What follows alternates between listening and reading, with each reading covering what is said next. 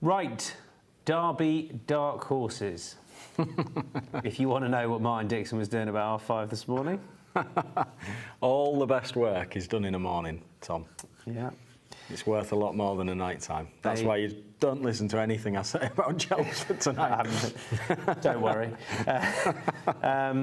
But just the point on this is because you were leading into looking at the Derby. I put up the betting, and you're just saying to me, it's got the feel as one where you look at the top of that market, and you might think, well, I'm not sure, or where are we with that horse? It's yeah, I think there's a couple. Obviously, there's a lot to come out of the woodwork. I mean, the key, what we're trying to do here was obviously the first classic trial is tomorrow at Sandown. It's coming into the season where it's going to be every week for the next sort of month. We've got a Derby trial of sorts coming up, and it's that season that is coming up. So the horse is up at the top of the market. Everyone knows about Ruling Courts and Lion in Winter. Expanded, I think, will be very live. I think he ran a massive race at the back end and came to hand very quickly, didn't he, as a 2-year-old to run as well as he did in the Group 1. And I think he will improve going up in distance this year. So he's a particularly live one, I think, at the front end of the market. But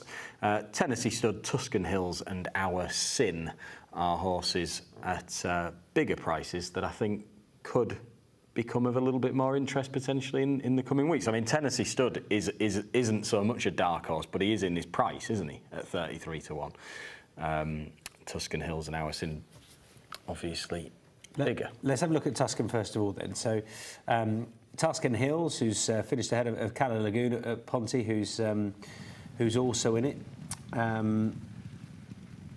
Why is this horse sort of hopped out at you off the back of this Ponty success? I was really impressed with him both of his starts last year. I think he's got a lot of ability, and he was winning both of his starts as a 2-year-old were over a mile. He swept from the back of the field at Thirsk when he was as green as grass on his debut, and he powered home, and then he went to Pontefract. This was on heavy ground at Pontefract. It's really hard work. And you can see he was impressive in beating another Derby entrant into second as well. And he had the race won turning in. And I think he'll be a strong stayer as well. His 2 runs over a mile as a 2-year-old were suggesting that he'd definitely be getting further this year.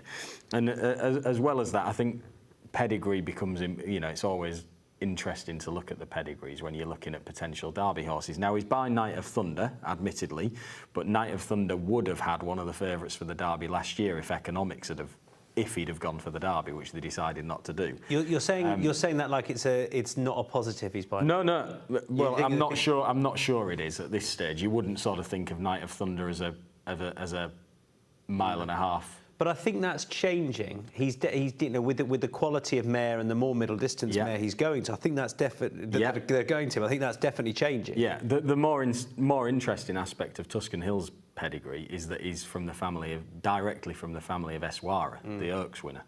I think the dam was a sister to Eswara, so there is that sort of classic blood very much in his pedigree. As I say, I was really impressed with him both of his starts last year. It was much quicker ground at Thirsk. He handled that fine. He's already won on very testing ground at Pontefract, so he's not a horse that you'd be too concerned about with regards whatever conditions come up at Epsom, because he's already proven himself on sort of very differing ground on both of his career starts so far. I think you can get as big as 100 to 1 about him at the moment, and he's got that classic blood. As I say, he's won a listed race as a 2-year-old. He's already rated 103 after 2 starts. You could probably have him a little bit higher, to be honest, and it was a very easy win at Ponty. I like him. I think he's a pretty good horse. I do think he'll stay middle distances this year without a problem, and interested to see where he rocks up next. I think he could potentially go for the Guineas, couldn't he? He's in the Guineas. Tuscan Hills, yeah. He is, yeah. He's 66 to 1 for that. He's also got a Dante entry. I mean, I wouldn't see him as a Guineas horse, really, to be honest. I think he is going to be more mile and a quarter, mile and a half this year. Tennessee Stud has got an Irish Guineas entry, and is the shortest of your 3 for the Derby itself.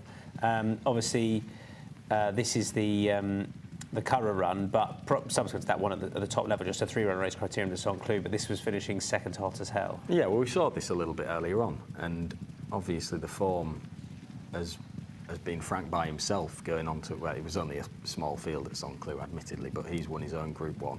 But he can't quicken with hot as hell, can he, now? I was reading Joseph O'Brien's stable tours in the newspaper today, and he was saying that he doesn't know whether he'll necessarily be a stay middle distances or not. There's a lot of milers in his pedigree. He's from the family of Rock of Gibraltar. But to me, that performance suggested that he would be suited by middle distances. I didn't think he was quickening, but he just kept going and going and going and galloping. And he's won over 1.25 miles on pretty soft ground as a 2-year-old at St Cloud, and his maiden win was over 9 furlongs. So he's half brother to a couple of 1.5 mile winners. You feel like more that way, sure. I do personally. Yeah, I think very much that 1.5 miles will be very suitable for him. And every year in the Derby, you get some non-stayers. The ones I'm flagging up, I don't think will be.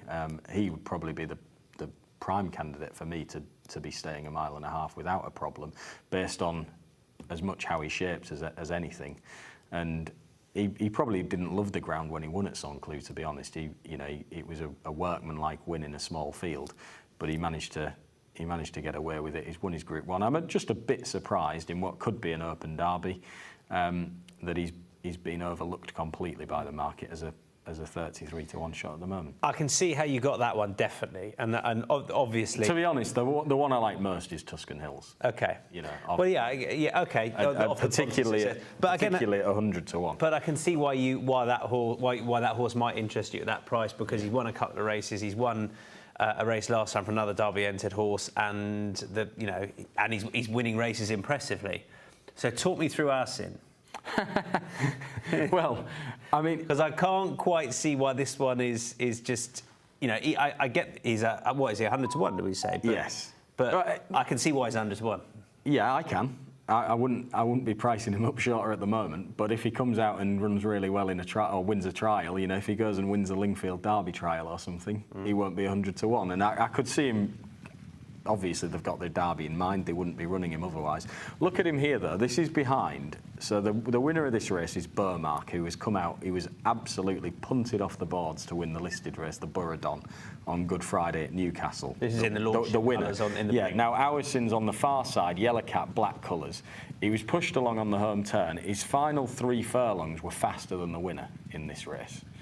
He was a massive price. And he's not either, to be fair, he's not exactly, it's only at this point Jim's really gone for him. Yeah. He was as green as grass out the back, didn't know his job in the same way the winner did. But I think it's interesting. Burmark has come out and franked the form because he was beaten ahead or something. He was beaten by a very narrow margin in the Burradon, and he was very well backed. So he's obviously a highly regarded horse.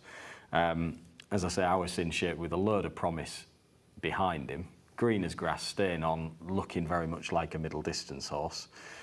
He's out of a mare that won over 1 mile 5 furlongs, and he's from the family of a Melbourne Cup winner as well. So there's a lot of stamina down the damn side of his pedigree.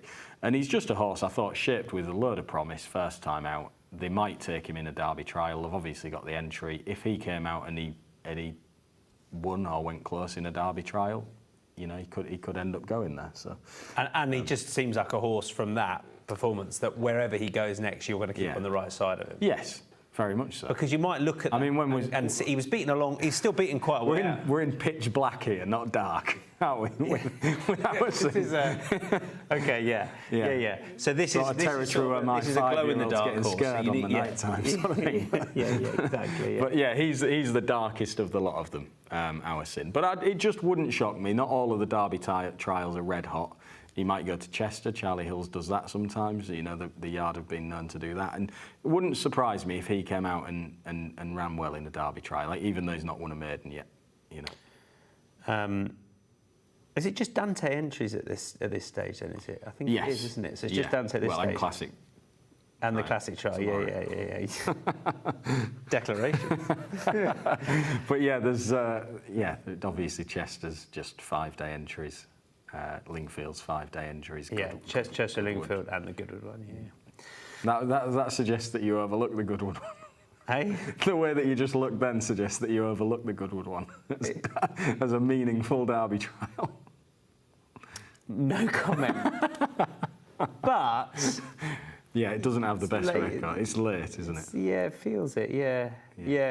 I'd say that for the Oaks and the Derby trial, yeah. I think the Derby trials are, I mean, if you look at certainly, I mean, Lingfield recently and the one tomorrow, you know, they have, in the recent sort of decade, I feel like there's been more coming out of those than perhaps we've become used to seeing.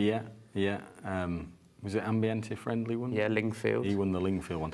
Our Sin's that type of horse that I could see. If he runs in one, he'll probably be a 16-1 shot to win them. But it happens, you know, and he would be a horse I'd be pretty positive about for the season ahead, regardless. Tuscan, the one you like the most. Tuscan's the one I like the most. Okay. Yeah, I think he could be a live Derby horse. I think at a very big price. 100-1 currently. Good. Thank you for those, Martin, going through the 3 dark horses for the Derby. I hope you've noted those down.